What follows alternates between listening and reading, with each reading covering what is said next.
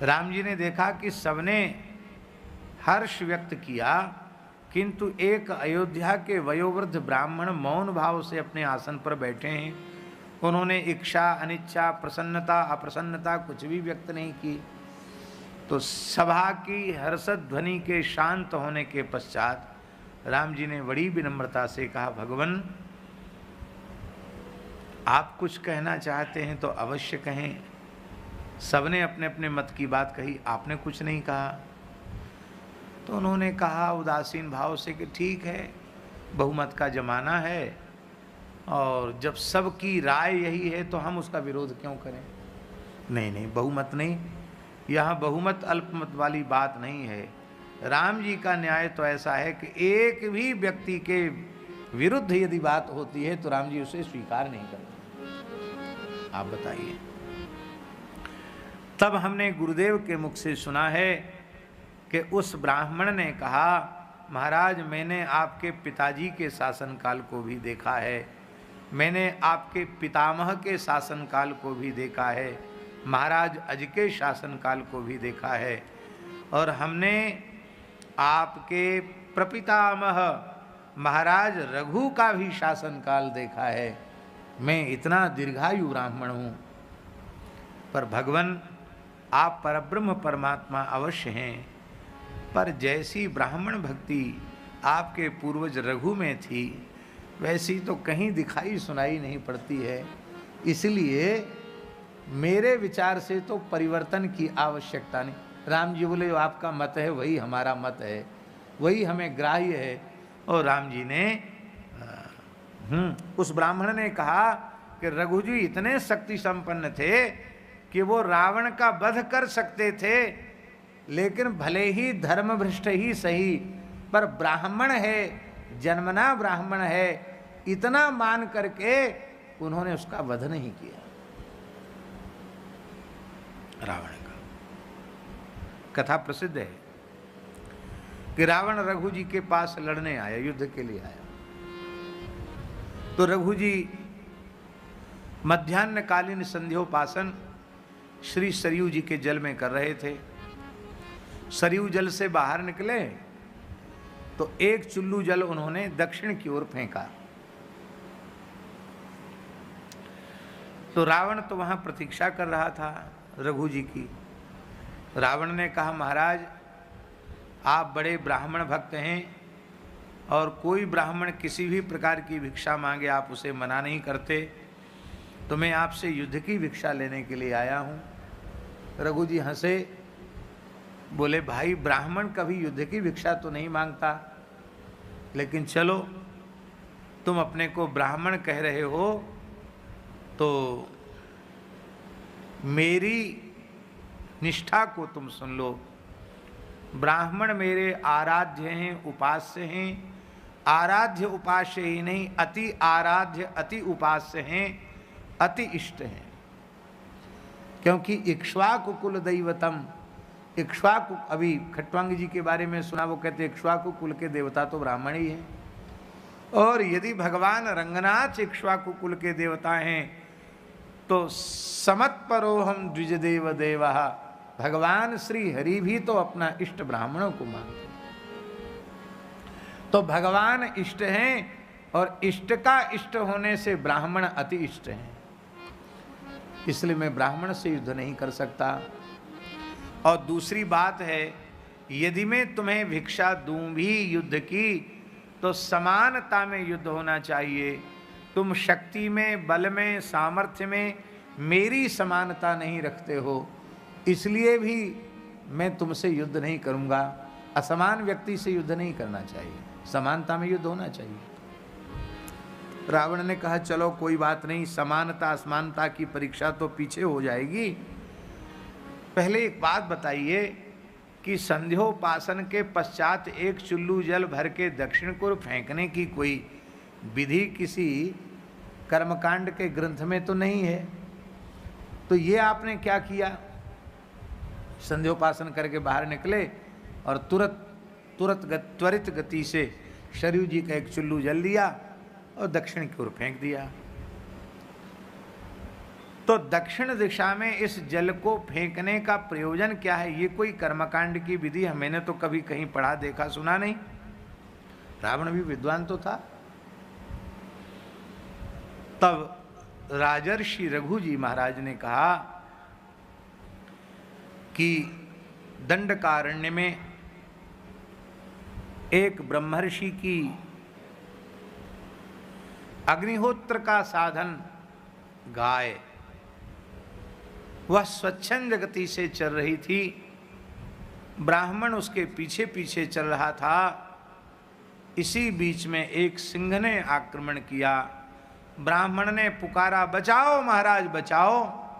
तो मैंने इस अभिमंत्रित जल के प्रयोग से सिंह का वध कर दिया और गाय की रक्षा कर ली। ओहो, रावण को विश्वास नहीं हुआ। यहीं बैठे बैठे केवल ऐसे जल छीटा और शेर मर गया। विलक्षण शक्ति है इनमें। ये सही बात है कि झूठ है, परीक्षा करनी चाहिए। रावण तत्काल स्थल पर उपस्थित हुआ और घटना को जब सत्य देखा तो आश्चर्यचकित हो गए। बोले महाराज बात तो बिल्कुल सही है। अब आपसे तो मुझे जरूर युद्ध की भिक्षा चाहिए। श्री रघु जी फिर हंसे और उन्होंने कहा कि नहीं नहीं, ब्राह्मण मेरे आराध्य उपास्य हैं, मैं उनसे लड़ना नहीं चाहता। और हमने तुमको कहा ही है कि तुम हमारी शक्ति में बराबरी भी नहीं रखते। तो अच्छा चलो, तुम लड़ना चाहते हो तो पहले मेरे अचिंत्य प्रभाव को देखो, योग को। ऐसा कह करके रघु जी ने वहीं सरयू जी के पुलिन में ही अपनी तर्जनी उंगली से लंका का नक्शा बना दिया, मैप बना दिया और बताया कि ऐसी ऐसी लंका है। बोले हाँ बिल्कुल ऐसी ही है। एक हिस्सा उस पर उन्होंने अपना हाथ फिरा दिया। बोले अब देख के लंका आओ।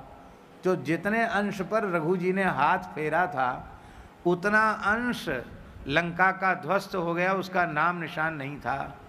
रावण ने विचार किया, अच्छा हुआ पूरे नक्शे पर हाथ नहीं फेर दिया, कहीं पूरे पर फेर देते तो कुछ भी नहीं रह जाता शेष। तो इतने प्रभावशाली शत्रु को तो परास्त करना ही चाहिए। तब रावण ने पता लगाया कि उनकी इस शक्ति सामर्थ्य का हेतु क्या है। तो वो धर्मनिष्ठ हैं, सदाचारी हैं, ब्राह्मण भक्त हैं, गौ भक्त हैं, ये तो सब है। पर सबसे बड़ा वैशिष्ट्य उनका है कि उनकी जो महारानी है वो महान पतिव्रता है। पतिव्रता में कितना बल होता है पुराणों में स्पष्ट है कि वृंदा के सतीत्व के कारण भगवान के भी पसीना पसीना आ गए और बिना वृंदा के छल कर टारियु ता सुव्रत प्रभु सुर कारज कीन। जब तक ठाकुर जी ने लीला नहीं की तब तक वो भगवान शिव जालंधर के वध में सफल नहीं हो सके। स्पष्ट है।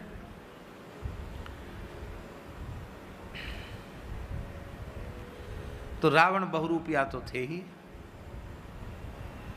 रावण ने रघु जी का रूप बनाया। एक दिन रघु जी सरयू किनारे संध्योपासन कर रहे थे, सायं संध्या कर रहे थे और रावण रघु जी का रूप धारण करके श्री अयोध्या में राजमहल में प्रविष्ट हुआ।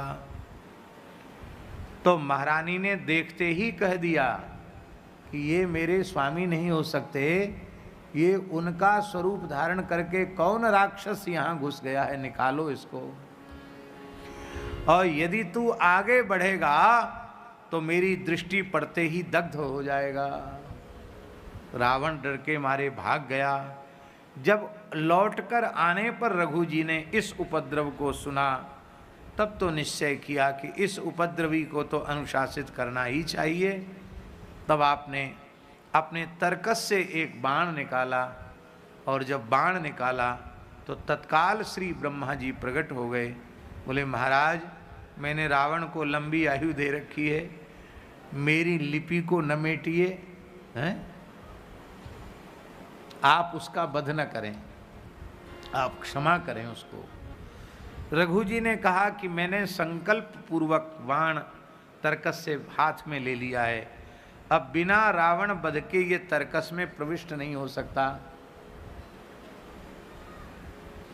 ब्रह्मा जी बोले हमको दे दो, आगे आपके वंश में प्रभु अवतीर्ण होंगे तब इसी बाण से वो वध करेंगे। तो कहते हैं कि वो बाण परंपरा से महर्षि अगस्त्य तक आया और अगस्त्य जी ने वह बाण भगवान श्री राम को प्रदान किया। और छाड़े सर 31, उसमें 31वां जो बाण था जिससे नाभि कुंड के अमृत को सोखा गया, जिससे रावण मरा, वो महाराज रघु जी का बाण था, ऐसा भी प्रसिद्ध है।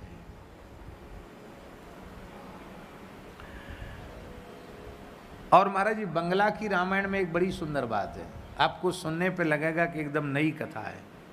कृत्तिवास, बंगला की रामायण है कृत्तिवास।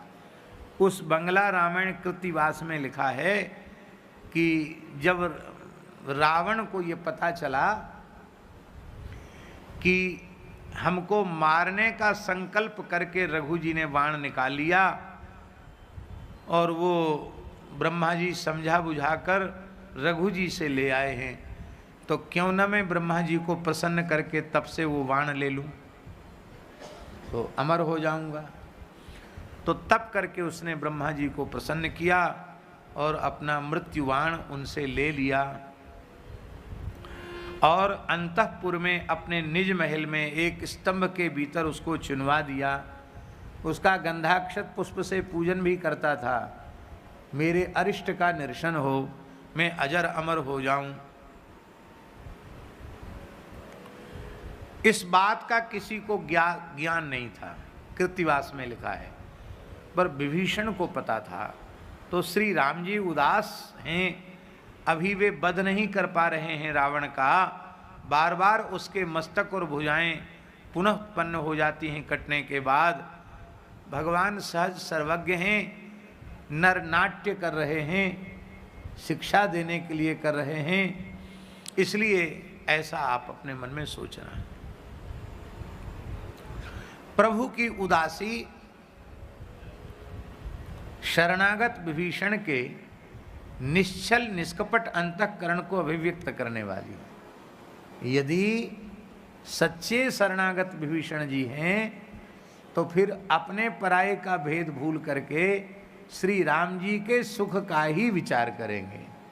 तो इसलिए मानो प्रभु ने उनके भाव की परीक्षा ली और श्री विभीषण जी ने कहा कि भगवान, रावण वध नहीं हो पा रहा है, इसलिए आप बहुत अधिक चिंतित हैं।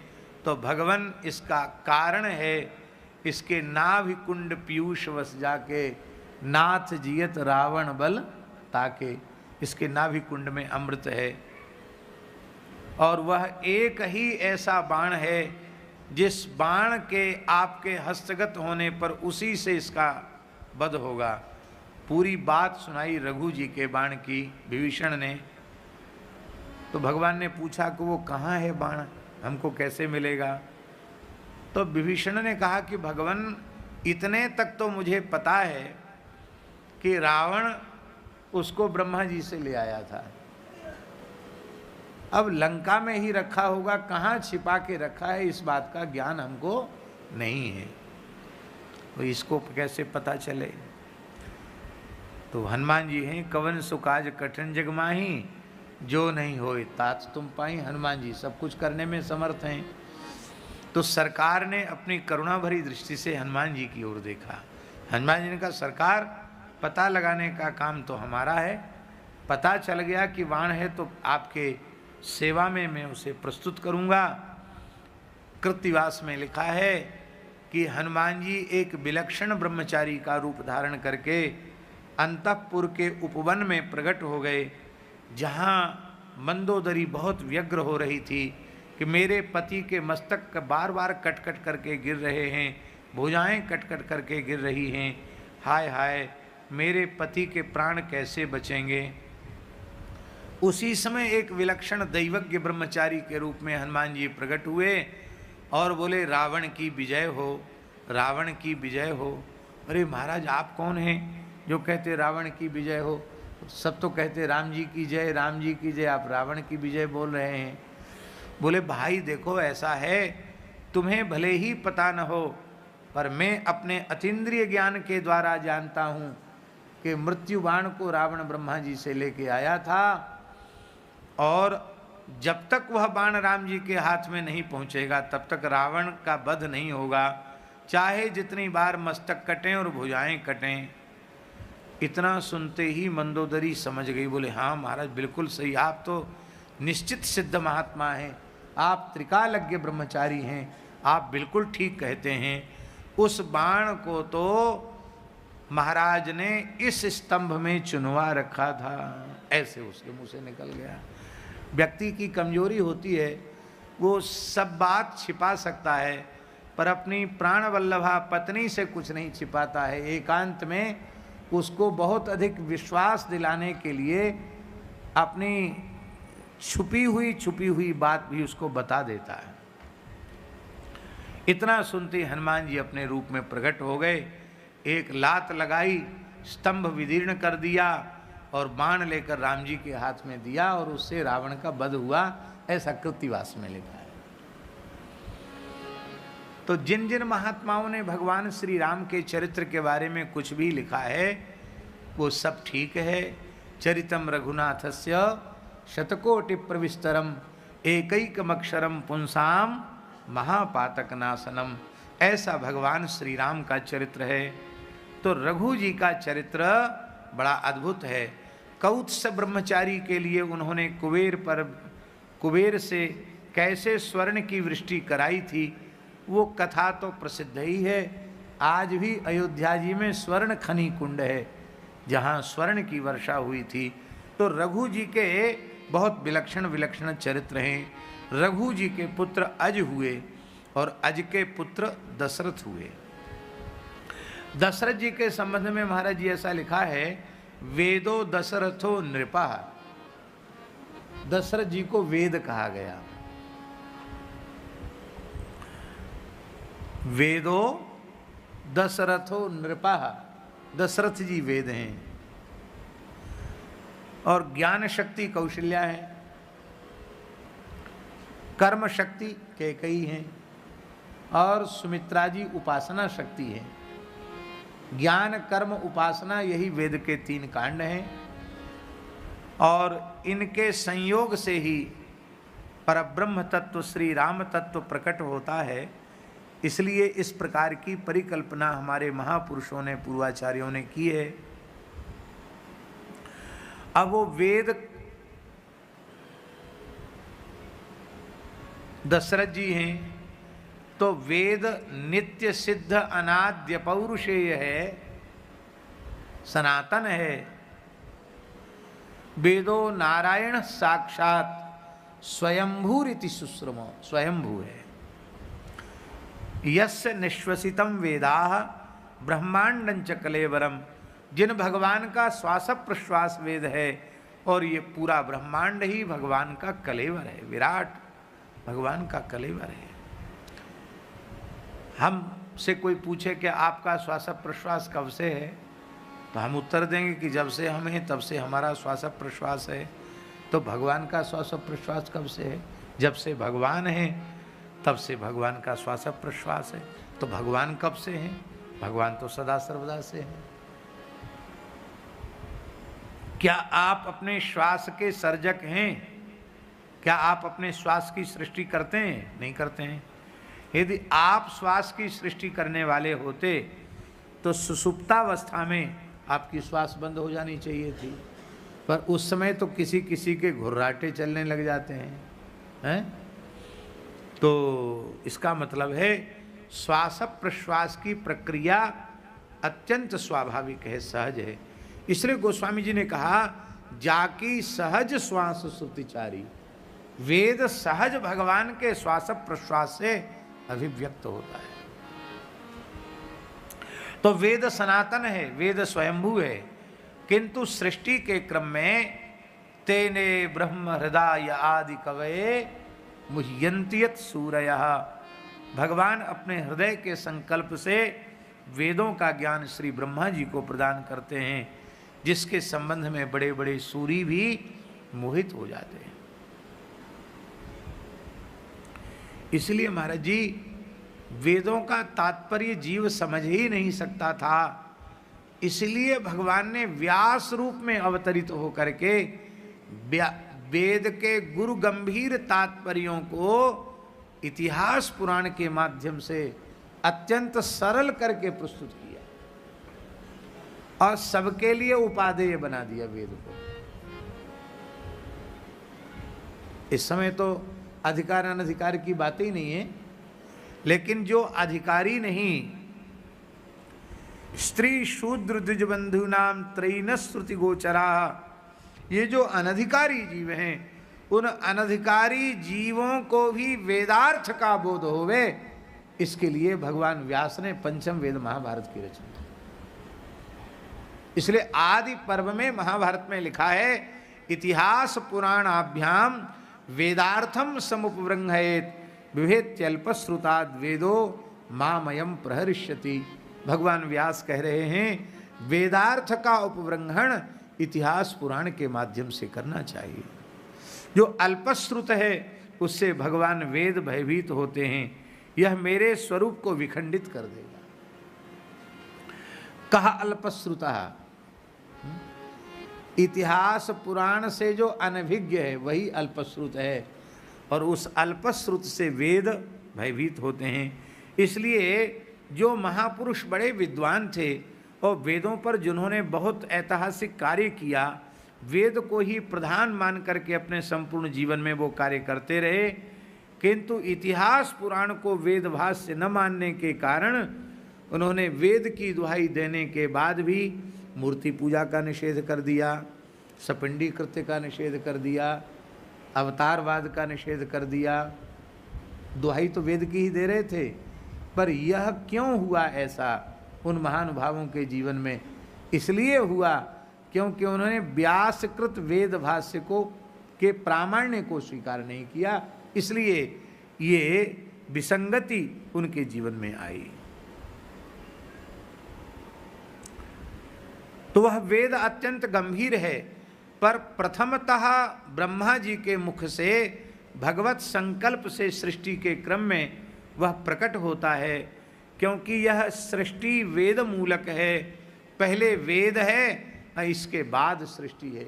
वेद में जिस प्रकार की प्रकृति का, ब्रह्मांड का, देवताओं का, ऋषियों का वर्णन है, बस उसी का अनुसंधान करके ब्रह्मा जी ने सृष्टि की रचना की। जैसे वज्र हस्तो पुरंदरा, तो वज्र की सृष्टि कर दी, इंद्र की सृष्टि कर दी।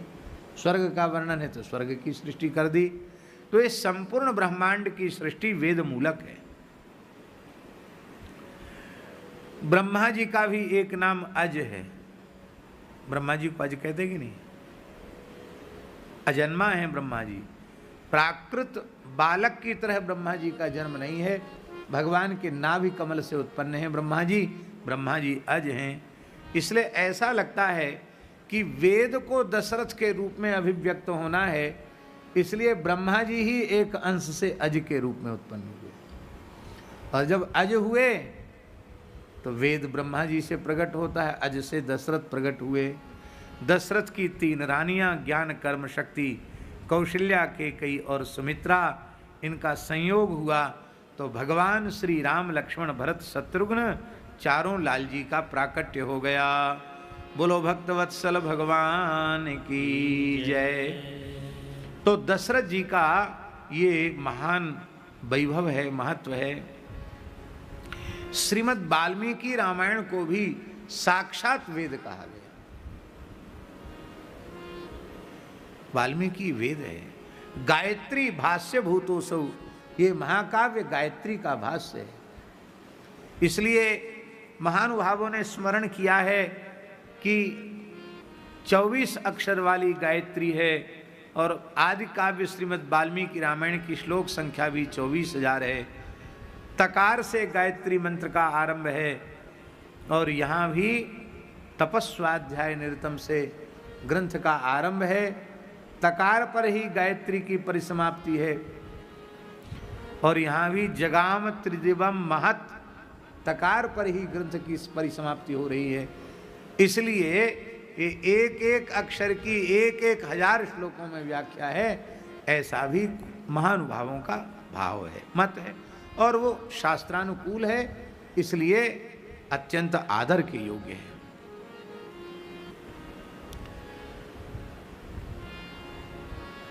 तो वेद को अवतरित होना है। आपकी बात आप जाने, गुरुजनों के चरणों में बैठकर दो चार अक्षर पढ़ने का, सुनने का जो सौभाग्य मिला, दास तो बार बार भीतर से यह निश्चय करता है कि संभवतः इस युग में गोस्वामी तुलसीदास जी के जैसा महापंडित न भूतो न भविष्यति। अगाध ज्ञान है गोस्वामी जी का, अगाध ज्ञान है। हमको अयोध्या के संतों ने कहा था कि आप कभी विनय पत्रिका पर प्रवचन करें। एक बार 10 दिन का प्रवचन विनय पत्रिका पर राजकोट में किया था सबसे पहले। तो उसमें केवल विशेष रूप में नाम महिमा ही कही गई थी। तो अयोध्या में पूज्य श्री हर्षण कुंज वाले महाराज जी के कृपा पात्र हैं, बड़े सरकार हर्षण कुंज सरकार के श्री मथुरा दास जी। तो उन्होंने कहा, बड़ा स्नेह करते हैं, सरकार की निजी सेवा में भी बहुत लंबे समय तक रहे, बहुत अच्छे महात्मा हैं। तो उन्होंने कहा, भैया 10 दिन वाली कैसेट सुन के तृप्ति नहीं होती, हम लोग कहीं आते जाते नहीं हैं, यहीं पड़े रहते हैं। अब जब आपकी इच्छा हो तब करना, पर एक एक विनय पत्रिका जी के पद से, पहले पद से लेकर अंतिम पद तक आप अपनी वाणी में प्रवचन करना। और भी कुछ संतों ने कहा था। तो हम सोचते थे स्वामी जी कि विनय पत्रिका तो पद हैं, एक एक पद गाएंगे, उसका एक दिन में व्याख्यान हो जाएगा और बहुत जल्दी 2-3 महीने में पूरा हो जाएगा। ऐसा हमारे मन में था कि बढ़िया से भी करेंगे। तो अब कोरोना काल चल रहा है, लॉकडाउन हो गया है, आने जाने का बंद हो गया। बहुत अच्छा है, अब यहीं बैठकर सत्संग करेंगे। महाराज जी क्रमशः करने में 15 महीना लगे। कितने महीना लगे? और इसी सूर्य शाम में आकर विनय पत्रिका पूरी हुई। तो क्या हम अपने मन में ये सोच लें कि 15 महीने के व्याख्यान में विनय पत्रिका का सांगोपांग व्याख्यान हो गया, ऐसा यदि हम समझते हैं तो हमसे बड़ा जड़मती मूर्ख इस संसार में कोई दूसरा नहीं। हम तो गोस्वामी जी के भाव के एक अंश की भी चर्चा नहीं कर सके। इतना अगाध गांभीर्य है गोस्वामी जी की वाणी में, अद्भुत है। किसी भी पक्ष से देख लें। धर्म संघ वाले गुरु जी एक बात कहते थे, वो कहते थे एक बार धर्म सम्राट स्वामी कृपात्री जी महाराज ने कहा था कि संतों के प्रति मेरी अगाध श्रद्धा है, पर भक्ति काल में अनेक संत हुए और उन्होंने अपनी अपनी वाणियां भी प्रकट की, पर सभी वाणियां हमारे गले के नीचे नहीं उतरती हैं। सभी संतों की वाणियां हमारे गले के नीचे नहीं उतरती हैं। केवल एक तुलसीदास जी महाराज ऐसे हैं जिनका संपूर्ण साहित्य ग्राह्य है, क्योंकि एक अक्षर भी वेदादि शास्त्रों के विरुद्ध अथवा वर्णाश्रम व्यवस्था के विरुद्ध एक अक्षर भी गोस्वामी जी ने नहीं कहा। इसलिए बोले संपूर्ण वेदों के, शास्त्रों के, पुराणों के परम परम निगूढ़ तात्पर्य को भाषा में अभिव्यक्त करने की सामर्थ्य गोस्वामी तुलसीदास जी। वे चातुर्मास्य करते थे काशी में, स्वामी कृपात्री जी महाराज 2 महीना श्रावण भादों 2 महीना काशी निवास करते थे और नित्य उनका प्रवचन होता था। उस प्रवचन में वे हिंदी में नहीं बोलते थे, संस्कृत में ही बोलते थे, संस्कृत में ही बोलते थे, प्रवचन करते थे। चातुर्मास में हिंदी नहीं बोलते थे, संस्कृत ही बोलते थे।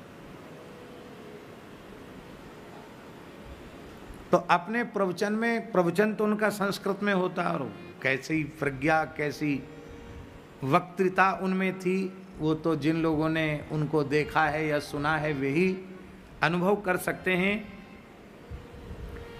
पर वे अपने गंभीर वक्तव्य के मध्य में बीच बीच में बड़े प्रेम से मानस जी की चौपाई गा देते थे, अथवा विनय पत्रिका का कोई अंश कह दिया करते थे।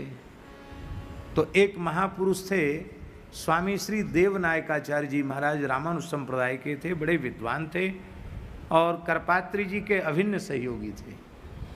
तो श्री देवनायकाचार्य जी महाराज ने एकांत में स्वामी जी से कहा कि स्वामी जी, काशी में पंडितों के बीच में एक चर्चा चल रही है कि स्वामी जी नियम लेते 2 महीना में हिंदी नहीं बोलेंगे तो चौपाई क्यों बोलते हैं। अब उनसे पूछने की हिम्मत तो किसी की नहीं है, आप पूछिए। तो मैं ढिठाई तो कर रहा हूँ पर आपसे पूछ रहा हूँ, आप चौपाई क्यों बोलते हैं। हमने सुना है धर्म संघ वाले गुरु जी के मुखारविंद से कि स्वामी जी के नेत्र सजल हो आए और उन्होंने संस्कृत में ही देवनायकाचार्य जी को कहा कि भाषा ग्रंथ होने पर भी मैं गोस्वामी तुलसीदास जी की प्रत्येक पंक्ति को वेद की ऋचाओं के समान आदर देता हूँ।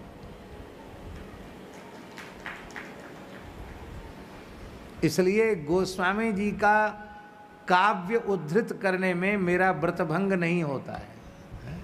कितनी अद्भुत बात है। तो वाल्मीकि तुलसी भयो तो और अधिक वो उपयोगी हो गए, और वाल्मीकि ही श्रीमद् रामचरितमानस के रूप में प्रकट हो गया तो जन जन का हार हो गया, सबका पाथेय हो गया। और रामचरितमानस न होता तो हम साधु तो करते क्या हैं।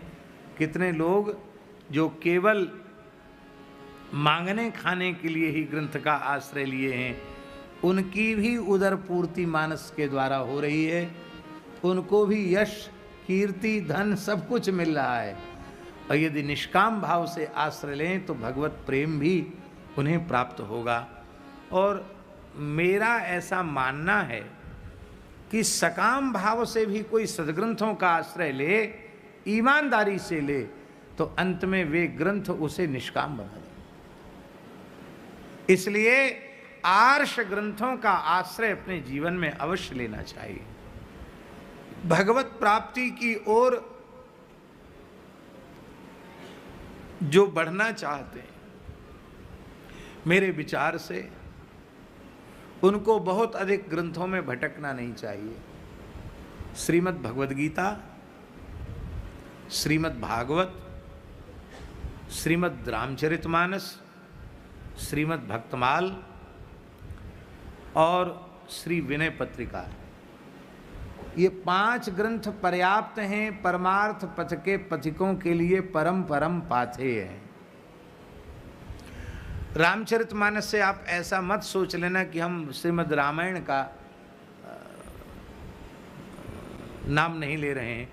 रामायण को भी समझ लेना चाहिए। वाल्मीकि रामायण, रामचरितमानस दोनों का ही आहा क्या कहना, अद्भुत है। तो दशरथो भवत, वे दशरथ जी महाराज हुए जिनका अबाध गति से दशों दिशाओं में रथ चलता था। उन दशरथ जी के यहाँ तस्यापि भगवान एष। अब ये एष क्यों कहा,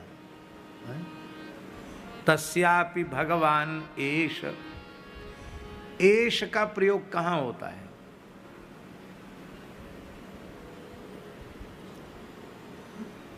जो बिल्कुल सामने उपस्थित होता है उसको हम एष कहते हैं। एष यज्ञ दत्ता, एष विष्णु मित्र, ऐसा प्रयोग करते हैं। एष माने पुरतो विद्यमान, बिल्कुल सामने है, उसको हम कहते हैं एष।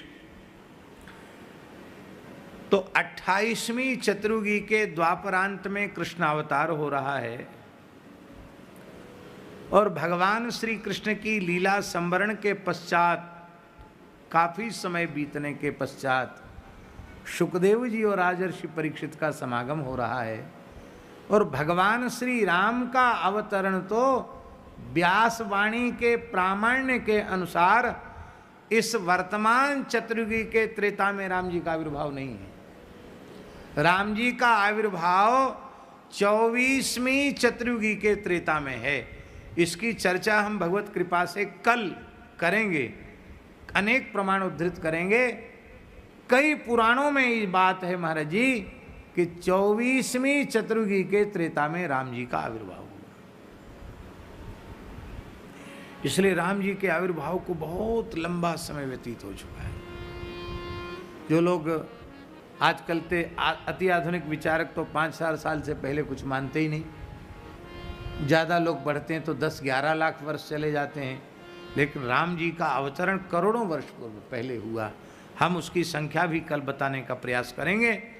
तो भगवान श्री राम का अवतरण 24वीं चतुर्युगी के त्रेता में हुआ। युग संधि में भगवान का अवतार होता है। त्रेता की परिसमाप्ति होने वाली है, द्वापर आने वाला युग संधि, उसमें भगवान का अवतार हुआ है।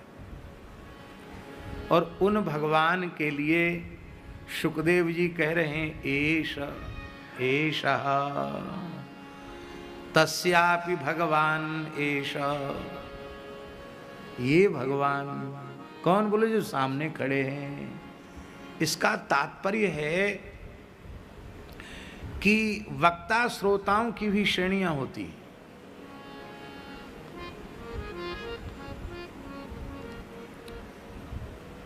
हमारे जैसा मलिन हृदय का विषयी जीव जब भगवत भागवत चर्चा करता है तो श्रोत्र मनोभिरामात, कान और मन को वो प्रिय लगती है। न प्रिय लगती तो हम क्यों कहते सुनते? तो विलक्षण बात भगवान के चरित्र की ये है कि विषयी जीव जब भगवत चरित्र का आश्रय लेता है तो वो मुमुक्षु हो जाता है, क्योंकि विषयों की विषरूपता की अनुभूति उसे हो जाती है, तो उससे मुक्त होने की इच्छा उत्पन्न हो जाती है, वो मुमुक्षु हो जाता है। तो विषयी कथा सुनता है तो मुमुक्षु हो जाता है, साधक हो जाता है। मुक्तात्मा का लक्षण क्या है? मुक्तात्मा का लक्षण यदि एक शब्द में, वाक्य में कहना हो तो निवृत्त तर्ष, इतना ही पर्याप्त है। बद्धो ही कोयो विषयानुरागी, मुक्तिर्हि कावा विषयाद विरक्ति। इसलिए जो निवृत्त तर्ष हो गया है, लौकिक पारलौकिक भोगों को भोगने की, बटोरने की, प्राप्त करने की इच्छा जिसकी सर्वथा समाप्त हो चुकी है, ऐसा जो निवृत्त तर्ष है वो मुक्तात्मा है। तो महाराज जी विषयी कथा कहता है तो मुमुक्षु हो जाता है, और मुमुक्षु कथा कहता है तो मुक्त हो जाता है, और मुक्तात्मा जब कथा कहते हैं, भगवत लीला का स्मरण करते हैं, तो लीला कथा नहीं रह जाती है। भगवान का स्मरण करते ही भगवान प्रकट हो जाते हैं। शुकदेव जी तो परम मुक्तात्मा है। क्या कहना है महाराज जी? श्रुति भगवती साक्षात निर्देश किसी का नाम लेकर नहीं करती है कि वो मुक्त हो गया, अमुक मुक्त हो गया, तमुक मुक्त हो गया, लेकिन शुकदेव जी का नामोल्लेख करती हैं श्रुति भगवती। शुको मुक्तः जावालिर्मुक्तः कह करके श्रुति भगवती कह रही हैं, इसका साक्षात नामोल्लेख किया जा रहा है सुखदेव जी का। आहा, और उत्तर दिया है आत्मा रामास्य मुनयो निर्ग्रंथा अप्युरुक्रमे कुर्वंच हेतुकीं भक्तिम इत्थम भूत गुणो हरि। तो ये सारे लक्षण सुखदेव जी में घटित हो रहे। तो मुक्तात्मा जब भगवान की कथा कहते हैं तो कथा कथा नहीं रह जाती, कथा साक्षात लीला बन जाती है। लीला किसको कहते हैं? अरे ये कथा है, लीला तो सवेरे देखते कि नहीं, साक्षात भगवान आपके आंखों के सामने खेलते हैं, उसको लीला कहते हैं। तो श्री शुकदेव जी ने जब अपने आराध्य इष्ट देव का स्मरण भाव पूर्वक किया तो स्मरण करते ही भगवान सामने प्रकट हो गए। बोले परीक्षित तस्यापि भगवान एष एष रामचंद्र, ये मेरे आराध्य उपास्य भगवान श्री राम साक्षात ब्रह्ममयो ये साक्षात शब्द का प्रयोग भी बड़ा अद्भुत है। रामावतार में भी भैया जी सुखदेव जी व्यास जी साक्षात शब्द का प्रयोग कर रहे हैं, साक्षात ब्रह्ममयो हरि। और कृष्णावतार में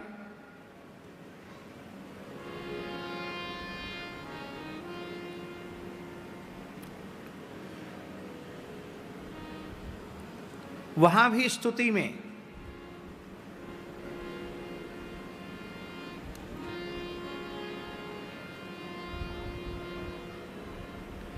बड़ा प्यारा श्लोक है। वहां अंशेन साक्षात भगवान भवाय नः, ब्रह्मा जी कह रहे हैं मा भूत भयम भोजपतेर मुमूर्षो। आहा, क्या कहना, बहुत प्यारा श्लोक है।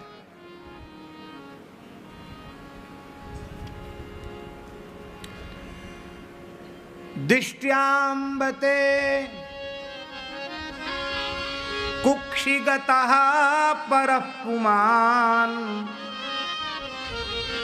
ब्रह्मा जी कह रहे हैं हे अम्ब, हे माता देवकी, बड़े सौभाग्य की बात है, मेरे पूज्य पिताजी इस समय आपके गर्भ में विराजमान हैं। ब्रह्मा जी देवकी का नाम नहीं ले रहे हैं, ले सकते हैं, क्यों? ब्रह्मा जी के नेत्रों से अत्रि, अत्रि के पुत्र चंद्रमा, चंद्रमा से के पुत्र पुरूरवा और पुरूरवा से चंद्रवंश चला है।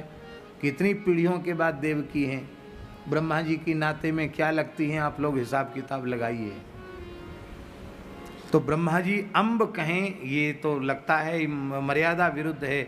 सबके पितामह ब्रह्मा जी अम्ब कह रहे हैं, मानो इसलिए अम्ब कह रहे हैं कि उन्हें यह बोध है कि जिनके नाभि कमल से मैं प्रकट हुआ हूँ वे इनके उदर में हैं। तो मैं यदि नाम लूँगा तो कभी न कभी ठाकुर जी की डांट पड़ेगी। बड़े बूढ़े बच्चे बड़े बूढ़ों का नाम लेते हैं तो माता पिता उनको डांटते हैं, हे सबका दादा बन गया, नाम लेता है। तो इसलिए ब्रह्मा जी कहते अम्ब हे मातः दिष्ट्या, बड़े सौभाग्य की बात है। परः पुमान्ते कुक्षिगतः, परब्रह्म परमात्मा भगवान तुम्हारे गर्भ में विराज रहे हैं। कौन? अंशेन साक्षात भगवान अस्माकं नः भवाय, हम सबके परम कल्याण के लिए भगवान तुम्हारे गर्भ में विराजमान हो। तो वहां भी अंशेन साक्षात भगवान भवाय नः, इसका प्रयोग श्री सुखदेव जी ने, व्यास जी ने किया है। और यहाँ भी अंशेन अंशांशे तस्यापि भगवान एष साक्षात ब्रह्ममयो हरि। मयट प्रत्यय जो है वो प्राचुर्य में होता है, प्राचुर्य मयट। लेकिन यहाँ महाराज जी प्राचुर्य में न हो करके भगवान ब्रह्म स्वरूप ही हैं, स्वरूप में भगवत रूप में ही मयट है। भगवान साक्षात परब्रह्म हैं। श्री राम जी के लिए साक्षात परब्रह्म और श्री कृष्ण के लिए साक्षात परब्रह्म भगवान। इसका तात्पर्य है भगवान के सभी अवतार नित्य हैं, पूर्ण हैं, लेकिन यह दो अवतार भगवान के परिपूर्ण हैं, श्री रामावतार और श्री कृष्णावतार। जहाँ मुमुक्षुओं को ज्ञानोपदेश भी भगवान कर रहे हैं और असुर संहार भी कर रहे हैं, धर्म स्थापन भी कर रहे हैं, सारा कार्य भगवान कर रहे हैं। अभी महाराज जी ने कितनी अच्छी बात बताई कि श्री राम जी की मर्यादा को ही यदि भक्त लोग स्मरण कर लें तो पूरे संसार में परिवर्तन हो जाएगा। कहीं भी प्रभु अपने स्वरूप की मर्यादा से च्युत नहीं होते। कितनी अद्भुत बात है।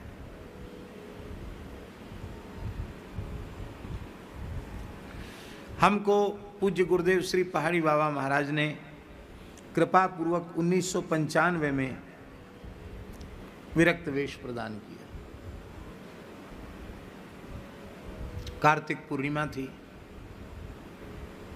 पहाड़ी बाबा की आविर्भाव तिरुभाव तिथि। तो हमने पूछा महाराज जी से कि महाराज जी हम तो विद्यार्थी से आपकी कृपा से अब भगवान के शरणागत हो रहे हैं, तो हमको कुछ बताइए। तो बोले ये कथा वार्ता कहना, उपदेश देना पंडितों का काम है। महाराज जी बोले हम पढ़े लिखे नहीं हैं, यद्यपि वो पढ़े लिखे थे। हाँ,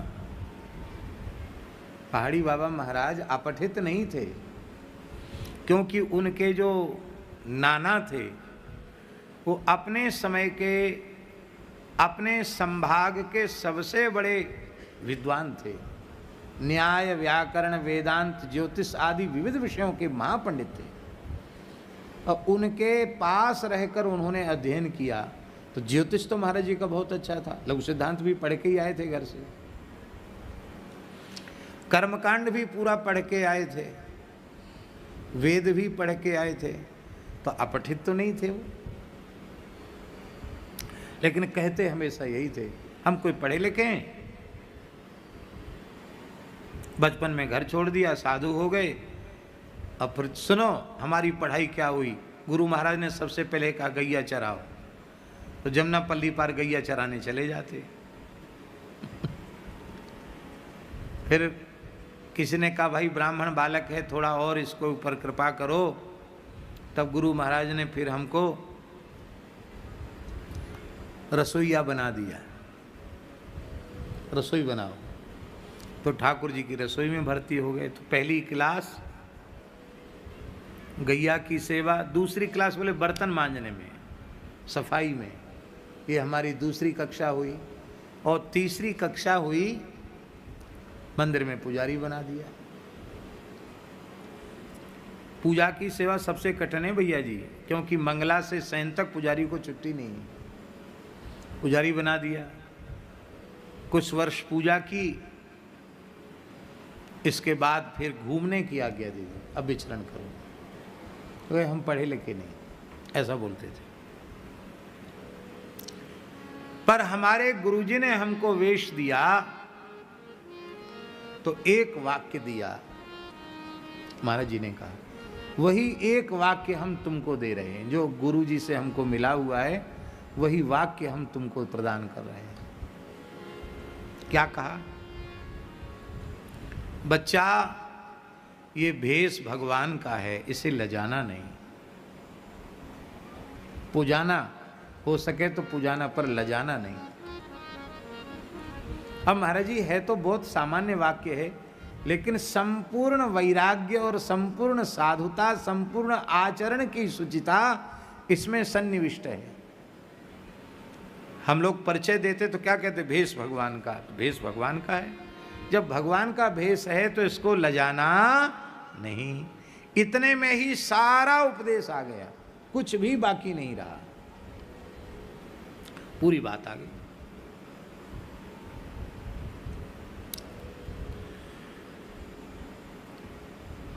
भगवान श्री राम का संपूर्ण चरित्र, सांगोपांग चरित्र इतना अद्भुत अनुपम आदर्श है कि उसको अपनाए बिना मनुष्यता ही नहीं आ सकती है। इसलिए पंचम स्कंद में श्री हनुमान जी ने स्पष्ट घोषणा की है, मर्त्यावतारस्त्विहमर्त्य शिक्षणम रक्षो बधायैव न केवलम विभो। राक्षसों के वध के लिए ही आप अवतरित नहीं हुए हैं, मर्त्य शिक्षण ही आपके अवतार का एकमात्र प्रयोजन है।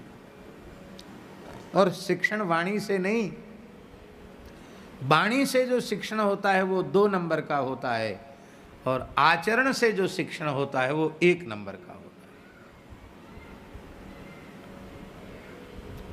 इधर भगवान श्री कृष्ण भी क्या कह रहे हैं? नारद जी से 10वां स्कंद उत्तरार्ध में कह रहे हैं, ब्रह्मन् धर्मस्य वक्ताहं कर्ता तदनुमोदिता तत्शिक्षयन् लोकमिमो मास्थितः पुत्रमाखिद। हे वत्स नारद, मैं धर्म का वक्ता हूं, तो केवल वक्ता नहीं हूं, तदनुरूप आचरण करता भी हूं और उसका अनुमोदयता भी हूं।